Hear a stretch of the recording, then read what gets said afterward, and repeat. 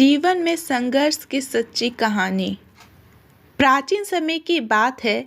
एक शहर में एक व्यक्ति रहता था जिसका नाम चंदन था।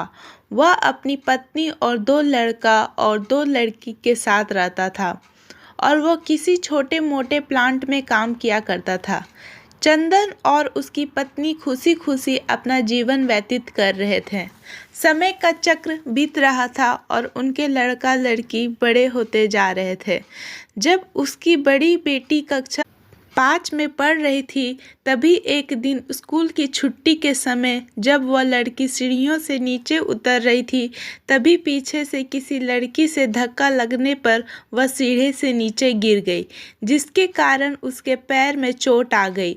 जब लड़की घर पर लंगड़ाती हुई आई तो उसके पिता ने पूछा, क्या हुआ?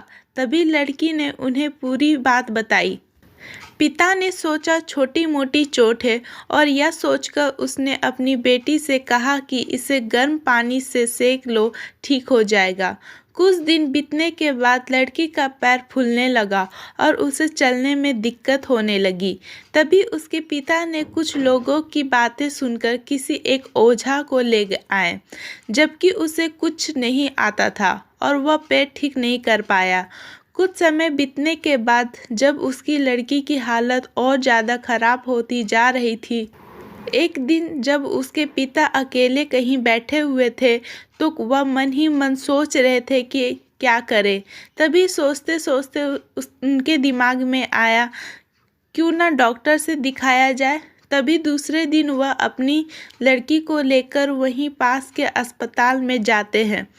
डॉक्टर जब लड़की को देखता है तो लड़की के पिता से कहता है कि जल्द ही इसका ऑपरेशन करना होगा, क्योंकि इस लड़की के पैर में एक बहुत बड़ा घाव हो चुका है, जिसके कारण लड़की का पैर भी काटना पड़ सकता है। पिता डॉक्टर से पूछता है कि ऑपरेशन में कितने पैसे लगेंगे। तभी डॉक्टर कहता है 40,000 रुपये लगेंगे।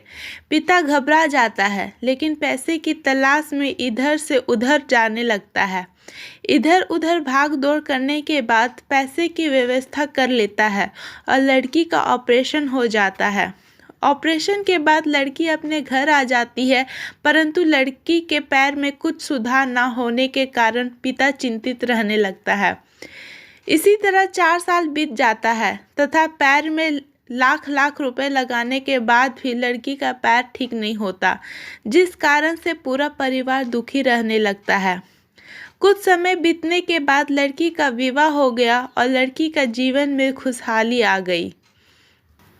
पिता सोचता है कि अब सब कुछ ठीक हो गया है, संघर्षों का दौर खत्म हो गया है, परंतु किस्मत को कुछ और ही मंजूर था।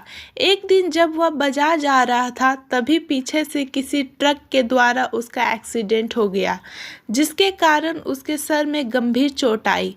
चंदन 1 महीने तक बिस्तर पर ही पड़ा रहा। 1 महीने के बाद ठीक होने पर वह सोचा कि अब सब कुछ ठीक हो जाएगा। तभी उसकी पत्नी का स्वास्थ्य खराब होने लगा और वह बीमार पड़ गई।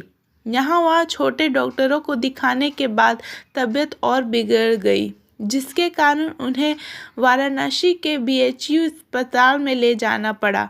वहां जाकर पता चला कि उसकी पत्नी के पेट में गंभीर बीमारी हो गई है, परंतु चंदन को यह विश्वास था कि उसको पत्नी ठीक हो जाएगी और चंदन इसी विश्वास के साथ अपनी पत्नी को हमेशा वाराणसी के अस्पताल में ले जाने लगा।